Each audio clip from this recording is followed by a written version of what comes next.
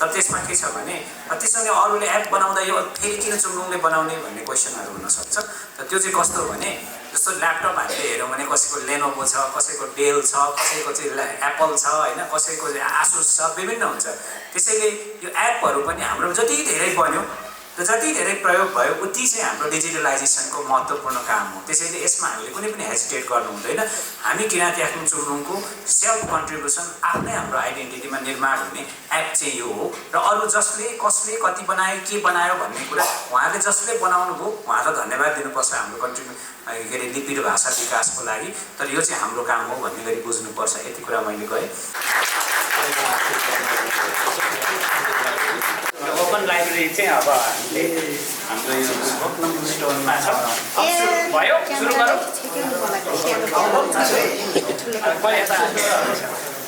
सबै यो साइडमा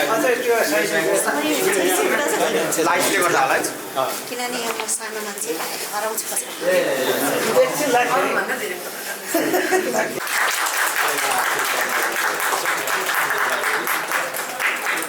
यो चाहिँ हाम्रो स्क्रिप्टको एकदमै ओरिजिनल हामीले यो ढुङ्गा लगभग 3.5 इन्चको छ, 80 केजी जतिको छ। त्यसैले तल झर्न गाह्रो भएको। ल सबैलाई धन्यवाद छ।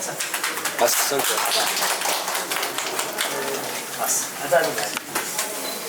अब यो हजुरहरूले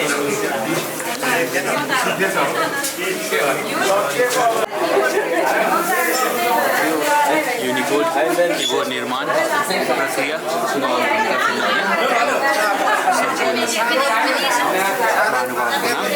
यहाँ उहाँले एउटा कीबोर्ड सार्वजनिक यो चाहिँ हाम्रो यो अहिले मोबाइलको आजको खास लन्च भयो। हाम्रो संस्थापकज्यूले जुन लन्च गर्नुभएको छ त्यो चाहिँ हामीले अहिले चाहिँ एपिके लिङ्कबाट लन्च गरेको छौँ। तर यो चाहिँ के अरे एपमै आउँछ, हाम्रो प्ले स्टोरमा आउँछ। र त्यसको फ्रेम चाहिँ यस्तो छ। यो हाम्रो अगाडि देखिने फ्रेमहरू मोबाइलमा हाम्रो किप चाहिँ यसरी आउने हो। अहिले चाहिँ हामी यो एपिकेको यो चाहिँ हाम्रो वेबसाइटमा अहिले छ। यहाँबाट हामी लिएर यो चाहिँ गर्न सक्छौँ। त्यसैको हाम्रो चाहिँ पछि यो लेआउट चाहिँ प्ले स्टोरमा आउँदा चाहिँ यो मोडेलमा आउने गरी हामीले सोचेका छौँ। यसमा अलिकति तलमाथि पनि हुनसक्छ। त्यसको केही प्राविधिक समस्याहरू त्यही माथि केही प्राविधिक समस्याहरूले गर्दाखेरि हामीले चाहिँ अहिले उसमा ल्याउन नसके पनि तपाईँको फेब्रुअरी 2024देखि नै यो लिङ्कमा चाहिँ हामीले चलाइराखेको छौँ। लिङ्क मार्फत चाहिँ जसलाई हामीले यो ओपन नै छ, हामीले ओपन एक्सेस नै गराइराखेका छौँ। तर हामीले जहाँ सम्पर्क भएको चुम्लुङको विश्वभर जसले पनि चलाउँछु भन्नेलाई हामीले चाहिँ दिएका छौँ। यसमा केही क्वेसनहरू छ। केही नयाँ एपहरू चाहिँ बनेको छ, जस्तै 1-2टा एपहरू बाहिर आएको छ। तर त्यसमा के छ भने त्यसैले अरूले एप बनाउँदा यो फेरि किन चुम्लुङले बनाउने भन्ने क्वेसनहरू हुनसक्छ। तर त्यो चाहिँ कस्तो हो भने जस्तो ल्यापटप हामीले हेऱ्यौँ भने कसैको लेनोभो छ, कसैको डेल छ, कसैको चाहिँ एप्पल छ होइन, कसैको चाहिँ आसुस छ, विभिन्न हुन्छ। त्यसैले यो एपहरू पनि हाम्रो जति धेरै बन्यो र जति धेरै प्रयोग भयो उति चाहिँ हाम्रो डिजिटलाइजेसनको महत्त्वपूर्ण काम हो। त्यसैले यसमा हामीले कुनै पनि हेजिटेट गर्नु हुँदैन। हामी किराँती आफ्नो चुम्लुङको सेल्फ कन्ट्रिब्युसन आफ्नै हाम्रो आइडेन्टिटीमा निर्माण हुने एप चाहिँ यो हो। र अरू जसले कसले कति बनायो के बनायो भन्ने कुरा उहाँले जसले बनाउनु भयो उहाँलाई धन्यवाद दिनुपर्छ हाम्रो के अरे लिपि र भाषा विकासको लागि। तर यो चाहिँ हाम्रो काम हो भन्ने गरी बुझ्नुपर्छ। यति कुरा मैले गरेँ। र यो चाहिँ अघि नै आयो, यो चाहिँ हाम्रो ल्यापटप अथवा डेस्कटपहरूको लागि भयो किबोर्ड। यहाँ हाम्रो माथि यो चुम्लुङको वेबसाइट हो। र यो वेबसाइटमा चाहिँ यो माथि सुरुमै छ। अहिले चाहिँ हामी जस्ट डाउनलोडको फर्ममा गएपछि यो डाउनलोड गरेर चाहिँ एन्ड्रोइडको लागि भनेर यहाँ चाहिँ यसैमा हामीसँग सबै छ। लिनक्स के अरे एप्पल मोबाइल ल्यापटपको लागि पनि डाउनलोड गरेर चाहिँ इन्स्टल गरेर चलाउन सकिन्छ। विन्डोजको जुन छ त्यसको प्रोग्रामको लागि सकिन्छ। त्यसैले यो हाम्रो वेबसाइट चाहिँ हाम्रो किराँती आफ्नो चुम्लुङ साउथ कोरियाको यहाँ हामीले प्रयोग गर्न सक्छौँ। तल लैजाउँ। यो चाहिँ लिङ्कहरू भयो सेम। अब यो एउटा अघि मासुजीले भन्नुभयो, हामीले भन्नै पर्ने कुरा।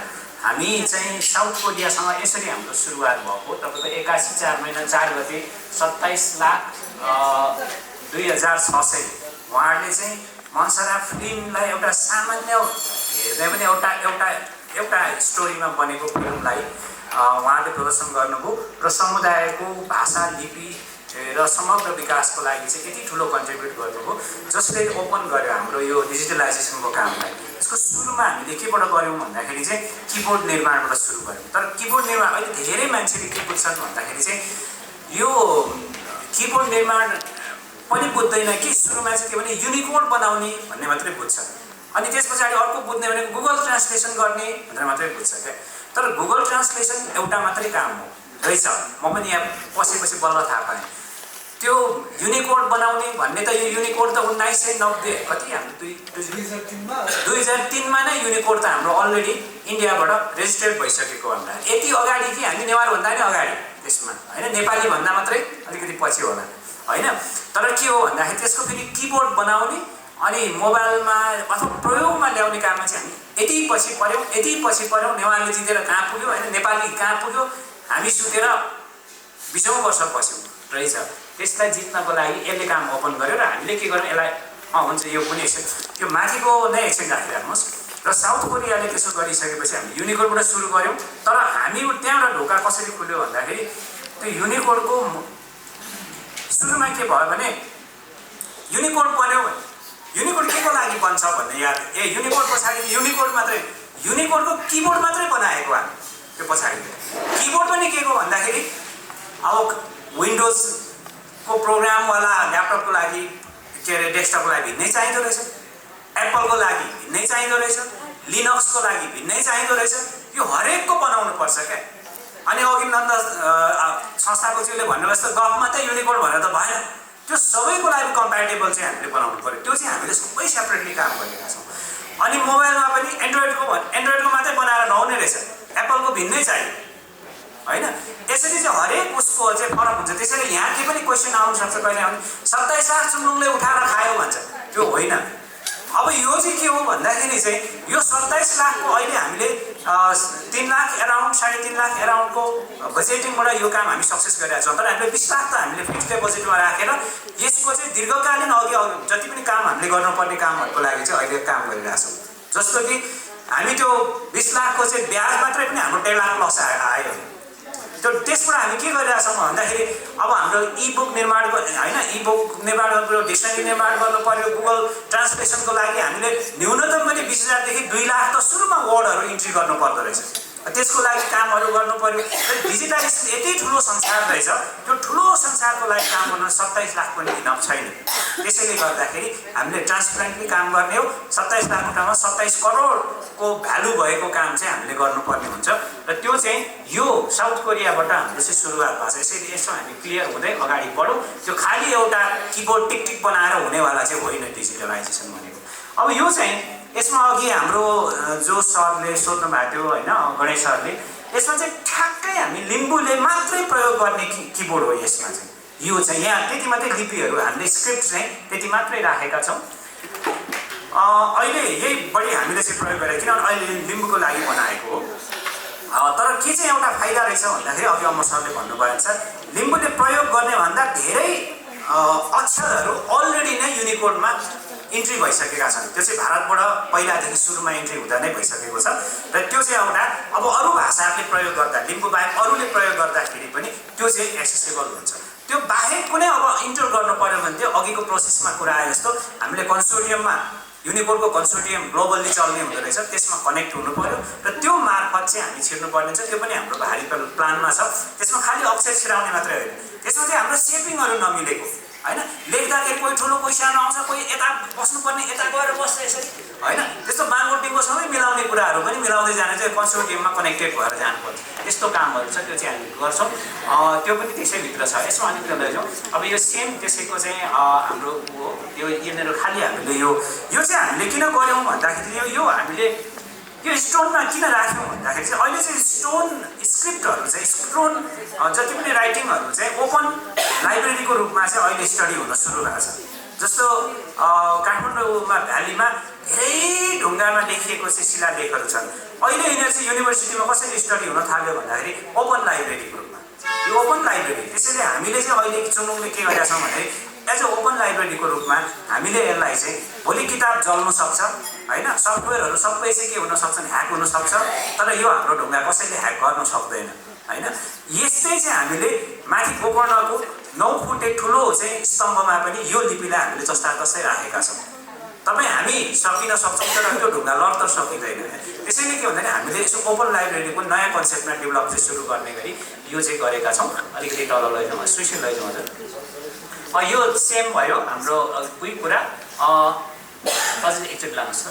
मेरो विचारमा यो भयो। अब यो चाहिँ अघि हामीले युनिभर्सिटी होइन गभर्मेन्ट निकायहरूमा कसरी लाने भन्ने कुराहरूमा चाहिँ अहिले हामी चाहिँ यस्तो काठमाडौँ विश्वविद्यालयमा पोस्ट ग्रेजुएट चाहिँ पहिलोचोटि नेपालमा स्टडी गराउँदैछौँ। अब हामीले चलाउने यही हो। अब हिजो यदि हामीले यो युनिकोड डेमा नगरी हामी चाहिँ गएका थियौँ युनिभर्सिटीमा हाम्रो हुन्थ्यो भने चाहिँ टिटी फन्ड मात्रै चलाएको हुन्थ्यौँ क्या। टिटी फन्ड चाहिँ कस्तो हुँदो रहेछ भन्दाखेरि फेसबुकमा लेखे चिन्दैन होइन, उसले त बाकस मात्रै निकालिदिन्छ होइन, गुगलमा लेख्यो बाकस मात्रै निकालिदिन्छ। त्यसैले अब बाकस नभने यस्तै अक्षर हाम्रो अघि मास्टर लानुहोस् है, त्यो हाम्रो अझै मास्टरको त्यो पल्लो लिपि देखाउनको लागि त त्यो लिपि देखाउनको लागि युनिकोड चाहियो अझ मन्दिर अझै हो। यो पल्लो यो लिपि चाहिँ युनिकोडमा छ। यो लेखेपछि संसारभर जसले पनि पढ्न सक्छ क्या, नत्र भने बाकस मात्रै आउँछ हामीले लेखेर पठाएको। र यो लिपिबाट त्यो बाकसमा आउनेलाई यो लिपिमा ल्याएर कन्भर्ट गरेर हामीले आफूले लेखेको कृतिहरूलाई संसारभर डिजिटलाइजेसन गर्ने पनि हामीले चाहिँ गरेका छौँ। त्यसैभित्र त्यो चाहिँ हामीले ओपन सोर्स गरेका छैनौँ र चुल्हुङभित्र जो कोही तपाईँहरू इच्छुक हुनुहुन्छ, जस्तै टिटी फन्डमा लेखेर राख्नु भएको छ कम्प्युटरमै टाइप गर्नेमा यत्रो ठुलो दस्तावेज छ, म यसलाई सार्वजनिक गर्न चाहन्छु भन्नुभयो भने फेसबुकमा अथवा अरूमा हाल्नु त्यो बाकस मात्रै आउँछ।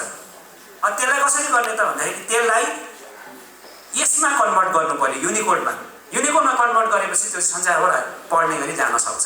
र त्यसको लागि पनि त्यो हामीले प्लेटफर्म चाहिँ हाम्रो चाहिँ यस पवन सरलाई धेरै धन्यवाद दिन चाहन्छु। उहाँले हामीलाई बनाइदिनु भएको छ यो हामीलाई। तर अहिले चाहिँ ओपन सोर्स नगरौँ किनभने यसले बिगार्छ भन्नुभएको छ क्या हामीलाई।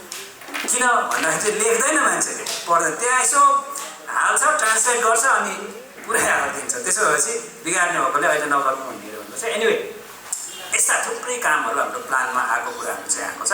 यति भन्दै अब आजको चाहिँ हाम्रो यो कार्यक्रमलाई सफल पार्न हाम्रो टिमबाट जति पनि चुनाव कर्मीहरू एकदम महत्त्वका साथ आज आउनुभएकोमा खुसी लागेको छ र धन्यवाद दिन चाहन्छु।